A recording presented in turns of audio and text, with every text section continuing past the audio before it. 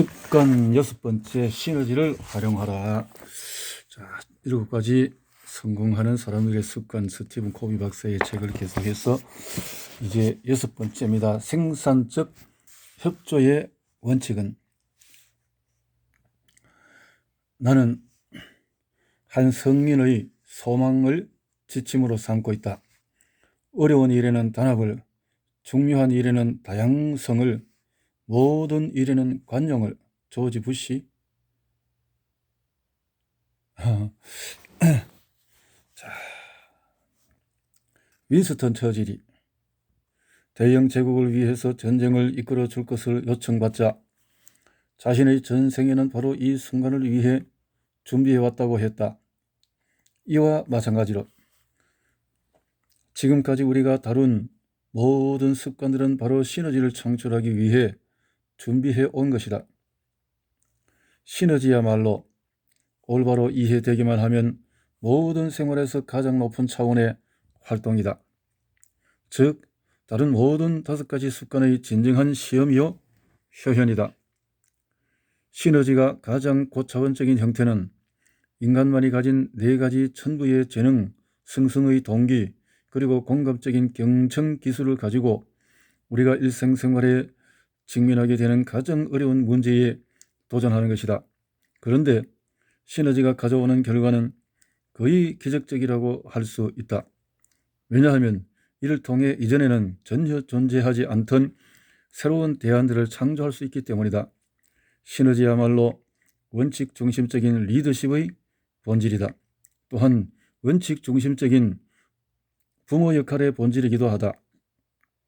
시너지는 사람들이 내면에 갖고 있는 가장 큰 힘에 촉매작용을 하고 통합하고 방출시킨다. 우리가 지금까지 다룬 모든 습관들은 시너지라는 기적을 창조하기 위한 준비라고 할 수 있다. 그렇죠. 그러면 시너지란 무엇인가? 간단히 정의하면 시너지는 전체가 각 부분들의 합보다 더 크다는 것을 의미한다. 다시 말하면 각 부분들 상호 간에 갖는 관계는 전체의 일부분이고 또 그 자체가 전체의 역할을 한다는 것을 의미한다. 따라서 이것은 한 부분이기도 하지만 동시에 최대의 촉매작용을 하고 최고의 역량이 있으며 가장 큰 통합을 이루게 하는 가장 멋진 부분이다. 그런데 이런 유용한 과정은 가장 두려운 것이기도 하다. 왜냐하면 우리가 이 과정에서 정확히 무슨 일이 일어날 것이고 또 어떤 기결이 날지 모르기 때문이다.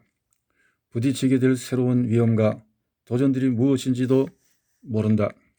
모험정신, 탐구정신, 그리고 창조정신을 발휘하기 위해서는 막대한 내면적인 안정이 필요하다. 의심할 여지 없이 우리는 반드시 베이스 캠프라는 안락한 지대에서 나와야 하고 전혀 낯선 미지의 황야에 직면해야 한다. 우리는 개척자이며 새로운 길을 찾는 탐험가이다. 즉, 우리는 다른 사람들이 뒤따라 올 수 있도록 새로운 가능성, 새로운 영토, 새로운 대륙을 개척하는 것이다. 시너지는 자연 속 어디에나 존재한다. 만일 우리가 2개의 식물을 서로 가까이 심어 놓는다면 그 뿌리들이 엉켜서 주위의 토양을 더욱 좋게 하기 때문에 이를 각각 따로 심을 때보다 훨씬 더 잘 자라게 할 수 있다. 또 우리가 2개의 판자를 함께 포개한다면 각각 따로 지탱할 수 있는 무게보다 훨씬 더 큰 무게를 지탱할 수 있다. 이것은 전체가 각 부분의 합보다 더 크기 때문이다. 즉, 하나 더하기 하나는 셋 혹은 그 이상이 되는 것을 의미한다. 창의적인 협력의 원칙을 적용해 보는 것은 큰 도전이지만 우리는 이것을 자연으로부터 또 사회적인 상호작용으로부터 배울 수 있다. 가족 생활은 시너지를 관찰하고 이것을 실행해 볼 수 있는 좋은 기회를 제공한다. 한 남자와 한 여자가 서로 힘을 합해 아기를 낳아 새 식구를 만드는 것이 바로 시너지이다. 시너지의 본질은 차이점을 인정하는 것, 그 차이점을 존중하고 강점을 활용하고 나아가 약점에 대해서 서로 보완하는 데서 나온다. 우리는 분명히 남자와 여자 그리고 남편과 부인이 갖고 있는 신체적인 차이를 가치 있게 생각한다. 그러나 남자와 여자가 가진 사회적이고 정신적인 감정적인 차이점에 대해서는 어떠한가? 이 같은 차이도 신나는 인생을 창조하는 멋진 원천이 될 수는 없을까? 즉 서로가 진정으로 자기 성취를 하고 자기 존중의식과 각자의 가치의식을 육성하며 독립적으로 성숙하여 점차 상호 의존적으로 되는 기회를 제공해 줄 수는 없을까? 우리의 다음 세대를 위하여 시너지가 중심이 되는 새로운 패러다임을 창조할 수는 없을까? 자기 보호적인 측면은 더 적어지고 적대감은 줄어들고 나아가 이기심도 더 적어지면서 봉사와 헌신을 하는 패러다임을 만들 수는 없을까? 지금보다 덜 방어적이고 덜 보호적이고 덜 정치적이면서 좀 더 개방적이고 더 큰 신뢰를 주고 더 많은 것은 베푸는 패러다임을 가질 수는 없을까? 나아가 지금보다 소유욕이나 비판적인 사고는 줄어들면서 더 큰 사랑, 더 많은 보살핌의 패러다임을 가질 수는 없는가? 시너지적인 커뮤니케이션.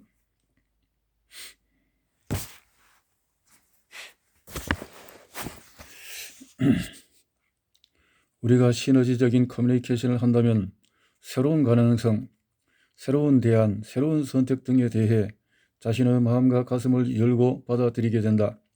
이것은 얼핏 보면은 마치 습관 2, 목표를 확립하고 행동하라를 버리는 것처럼 보일 수도 있다. 그러나 사실은 그 반대로 습관 2를 실천하는 것이다. 우리가 시너지적인 커뮤니케이션을 할 때 일이 어떻게 되어질지 또 결과가 어떻게 나타날지에 대해서 아직은 잘 모른다. 그럼에도 불구하고 우리는 일이 과거보다 훨씬 더 잘 될 것이라고 믿는 내적인 흥분, 안정, 그리고 모험심을 가지고 있다.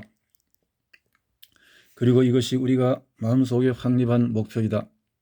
우리는 이것에 참여하는 당사자들이 더 큰 통찰력을 얻게 될 것이라는 믿음을 가지고 시작한다. 나아가 이 같은 상호학습의 흥분과 통찰이 점차 더 큰 통찰, 학습 그리고 성장을 향한 추진력을 만들 것이라고 믿는다. 많은 사람들은 자신의 가정생활이나 다른 사회생활에서 아주 작은 시너지조차 경험해 보지 못하고 있다. 사람들은 방어적이고 보호적인 커뮤니케이션을 하도록 훈련되어 있고 다른 사람이나 인생을 신뢰하면 안 된다는 각본에 물들어 있다. 그 결과로 사람들은 습관 6과 여기에서 제시하는 원칙에 마음을 열지 않는다. 그런데 이는 인생에서 가장 큰 비극과 낭비를 의미한다. 왜냐하면 엄청난 잠재력들이 완전히 매장되고 개발되지 못하기 때문이다. 비효과적인 사람은 사장되어 있는 잠재력을 가지고 나날을 살아간다. 그들은 자신의 생활에서 작고 대수롭지 않은 시너지를 경험할 뿐이다. 이 같은 사람들도 아마 운동팀과 같은 데 소속되어 잠깐 동안이나마 진정한 팀 정신에 몰입한 약간 이례적이고 의의 있던 경험을 가지고 있을 것이다. 누군가의 생명을 건지기 위하여 혹은 위기에서 해결책을 얻어내기 위하여 자신의 이기심과 자존심을 버리고 대단히 높은 수준의 협동을 했던 긴급한 상황을 체험했을지도 모른다.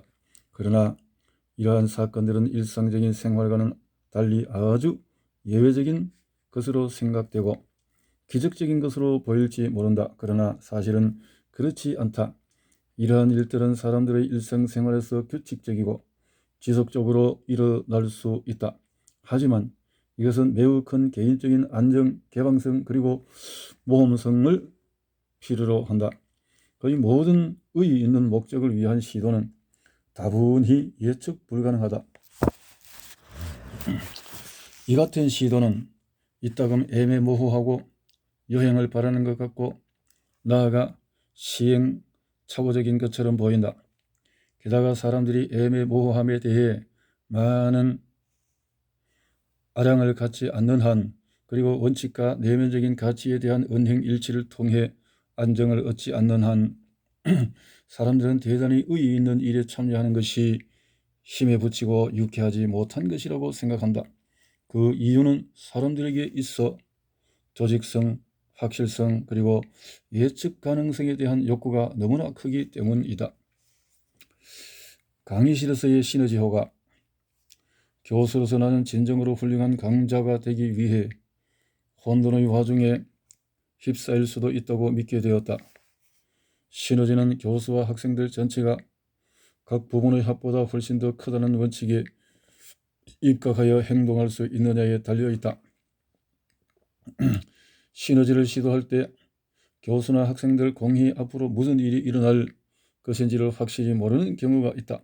그러나 시너지가 작용하면 초기에는 다른 사람에게 진정으로 마음을 열게 되고 서로의 아이디어에 대해서 배우고 경청하게 되는 안심할 수 있는 분위기가 나타난다.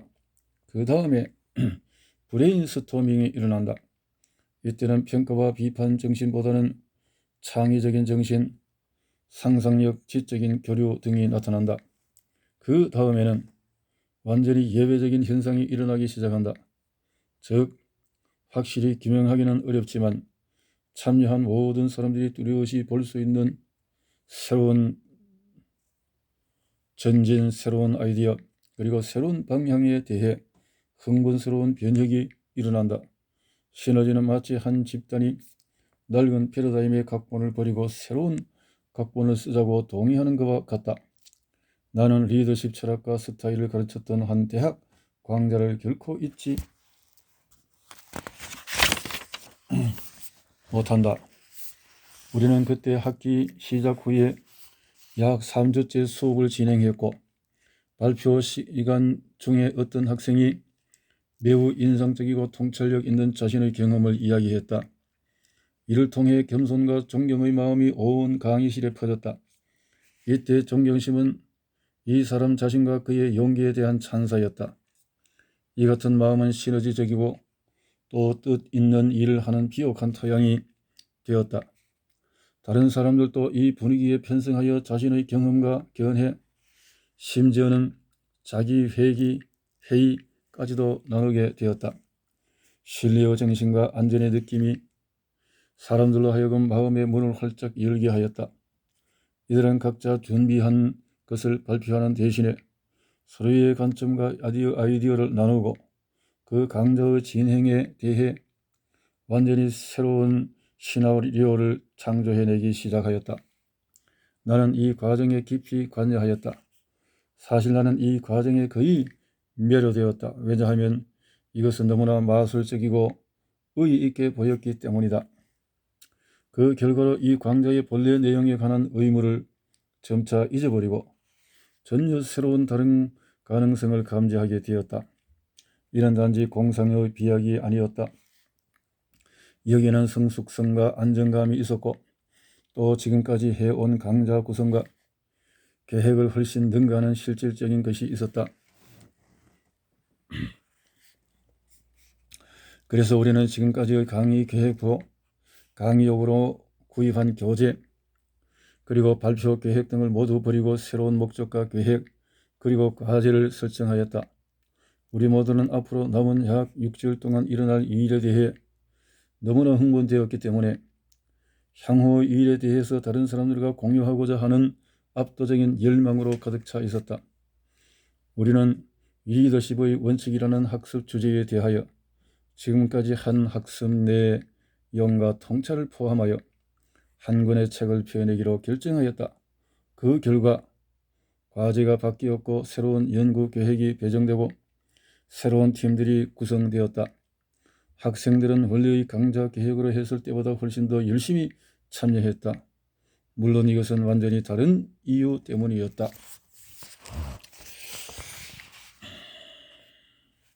이 같은 경험으로부터 이 과정은 독특하고 응집력이 있고 나아가 시너지가 있는 분위기가 만들어졌다. 그런데 이 분위기는 그 학기가 끝나도 계속되었다. 이 과정에 참가했던 동기생들은 몇 년 동안 계속 동창회 모임도 열었다. 수년이 지난 오늘날까지도 서로 만나면 그때 이 일에 대해 이야기하고 무슨 일이 일어났으며 왜 그런 일이 일어났는지에 대해 대화를 나눈다. 내가 흥미있게 생각하는 것 중에 하나는 시너지를 창조해내는 데 필요한 상호간의 충분한 신뢰가 아주 짧은 시간에 이루어졌다는 점이다. 나는 그 주된 이유가 사람들이 비교적 성숙했기 때문이라고 생각한다. 이들은 졸업반으로 마지막 학기를 수강하고 있었다. 또 이들이 하나의 훌륭한 강의를 듣는 경험, 그 이상을 원했기 때문이었다. 이들은 새롭고 흥미로운 것, 그리고 진정으로 의미 있는 것의 창조에 굶주려 있었다. 그것이 이들에게는 때가 왔다라는 생각을 갖게 했던 것이다. 나아가 서로의 마음이 통했다. 나는 시너지를 직접 경험하는 것이 단지 이것에 대해 토론하는 것보다 더욱 감동적이라고 느꼈으며, 무엇인가 새로운 것을 창조하는 것이 단순히 옛 것을 잃는 것보다 더욱 효과적이라고 하는 사실도 깨달았다. 나 자신도 체험했지만 대부분의 사람들은 누구나 거의 시너지가 작용할 뻔했던 경험이 있을 것이다. 이때는 혼돈의 가장자리에서 맴돌다가 무슨 이유인지 그 속에 빠져서 실패해버린다. 딱하게도 이런 쓰러진 경험을 한 사람들은 다음에 새로운 경험을 할 때도 이 같은 실패를 염두에 두고 시작한다. 따라서 이들은 새로운 경험에 대해 방어적이 되고 시너지로부터 자신을 차단하게 된다.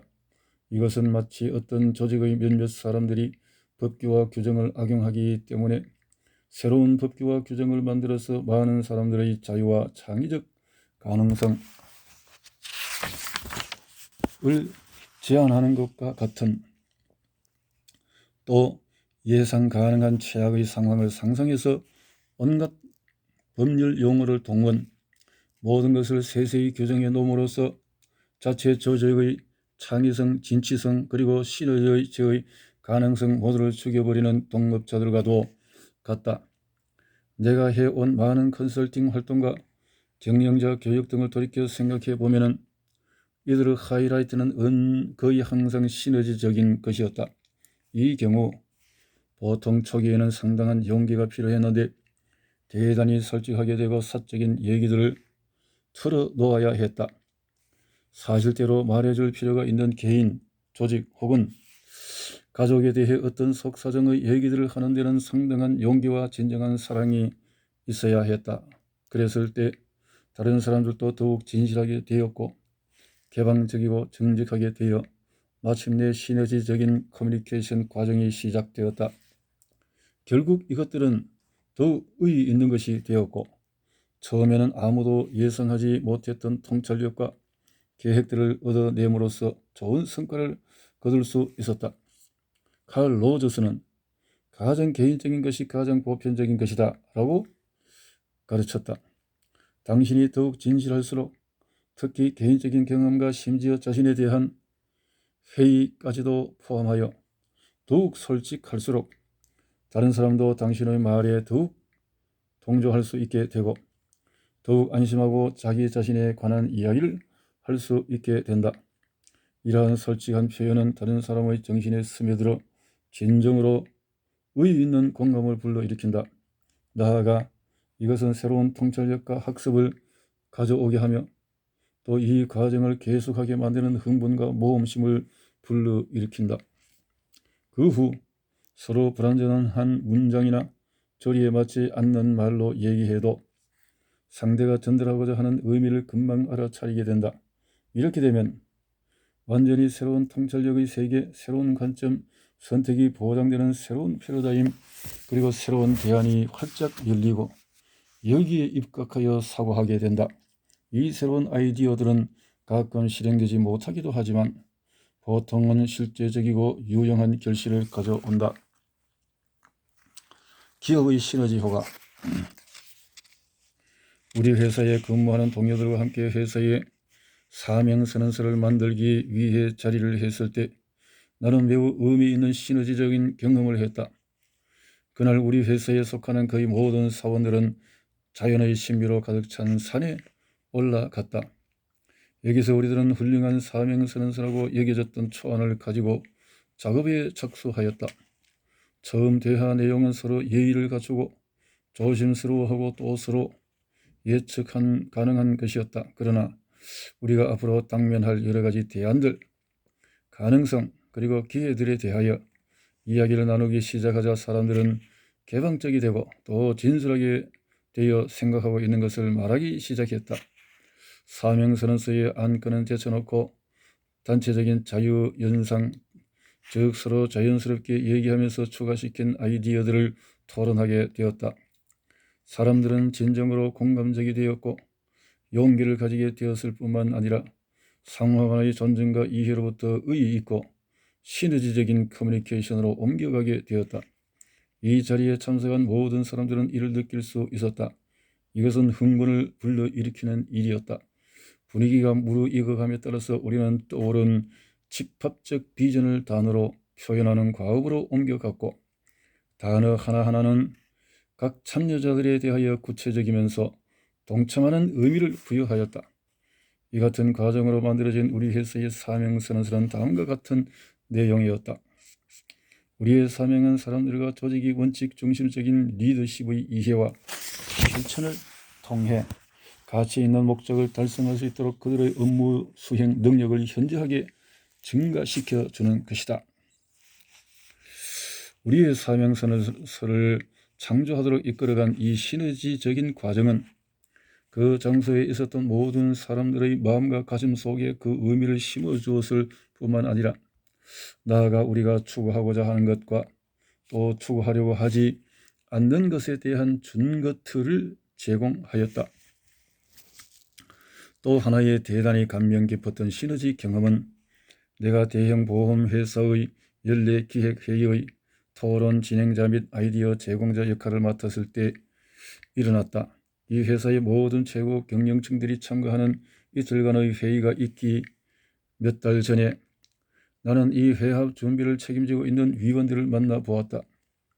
그들은 내게 이 회의가 진행되어 온 전통적인 방식은 설문조사와 인터뷰를 통해 너댓 개의 문제점을 찾아내고 중력들은 여기에 대해 선택할 수 있는 몇 가지 제안을 발표하는 것이라고 말해 주었다. 지금까지의 회의는 일반적으로 서로 존중하는 분위기였지만은 때로는 방어적인 승패의 자존심 경쟁으로 악화되기도 했다고 말해 주었다. 이 회의는 보통 예측 가능했고 별 의의가 없었으며 지루하기까지 했다. 내가 준비 위원들과 시너지 영향력에 대해서 이야기했을 때 이들은 시너지가 가져오는 잠재적인 영향력을 이해할 수 있게 되었다. 이들은 상당한 우려를 표명했지만 그래도 이 회의의 방식을 바꾸는 데 동의하였다.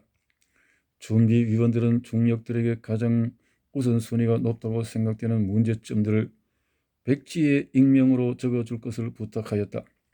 그 다음에 모든 중력들로 하여금 회의를 개최하기 전에 다른 중력들이 지적한 문제점들과 관점들을 이해하기 위해 이 내용들을 몰두하여 읽도록 했다. 그렇게 함으로써 중력들이 회의에 의견을 제시하기보다는 경청하게 하고 또 자기 자신을 방어하고 보호하기보다는 시너지를 창출하는 자세로 참가하도록 유도하였다. 우리는 회의 첫날 중에서 반나절을 습관 4, 5, 6에 대한 원칙과 실습에 할애하였다. 그리고 나머지 시간은 창의적인 시너지를 만드는 데 사용하였다. 활기찬 창의적 분위기는 믿을 수 없을 정도였다. 회의는 지루함 대신에 흥분으로 가득 찼다. 사람들은 서로 간의 설득을 받아들였고 또 새로운 통찰력과 선택을 창출해냈다. 회의가 끝날 무렵 본사가 도전하는 목표에 대해 완전히 새로운 이해가 이루어졌다. 이제 이들 백지에 적은 문제점들은 더 이상 쓸모없는 것이 되었다. 서로가 가진 차이점들이 소중하게 평가되었고 더 높은 차원으로 승화되었다. 새로운 공통 비전이 만들어지기 시작하였다.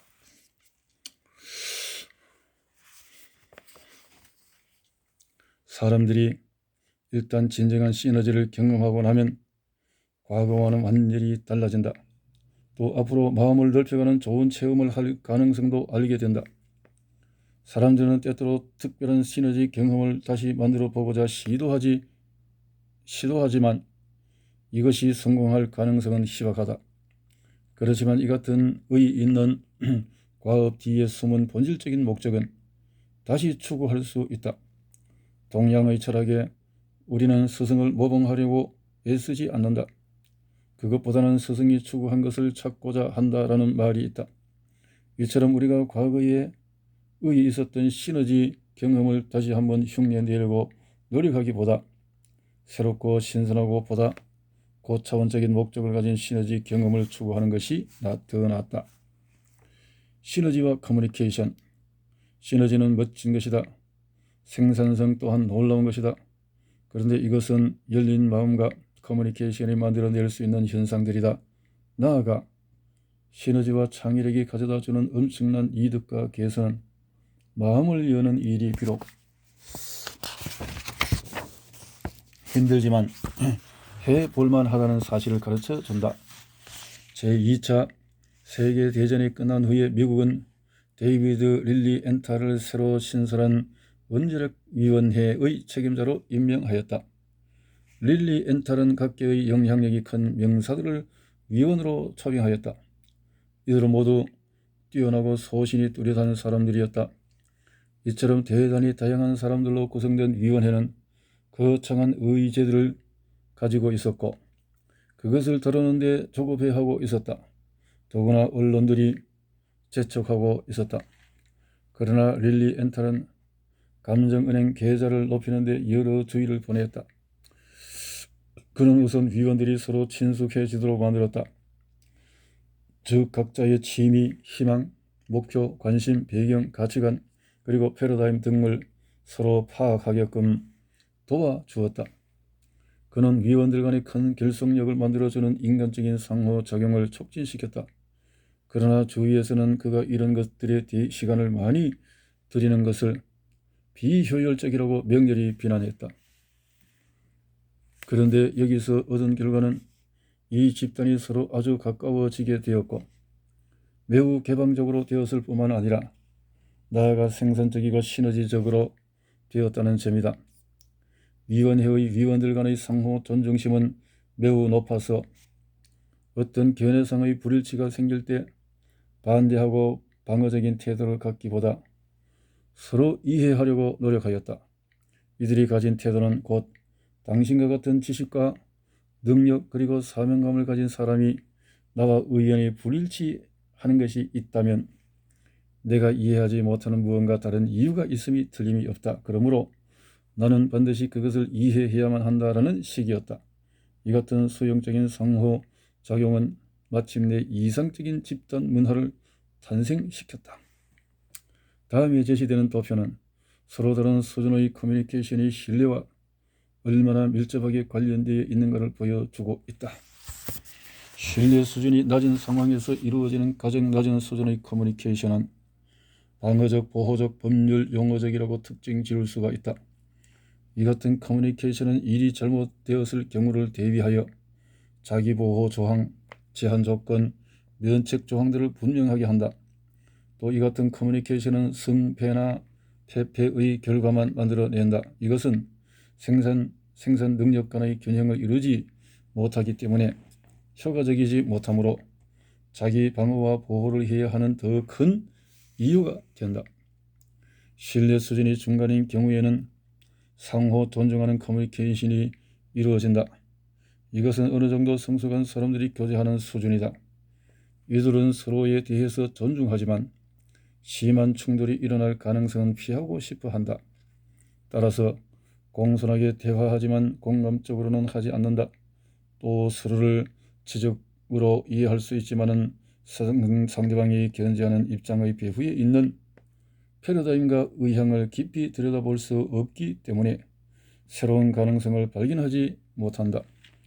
상대를 존중하는 이 같은 커뮤니케이션은 독립적인 상황이나 가끔은 상호 의존적인 상황에서 효과를 낼 수가 있다. 그러나 생산적인 해결책이 나올 가능성은 없다. 나아가 상호 의존적인 상황에서도 보통 서로의 입장에 대한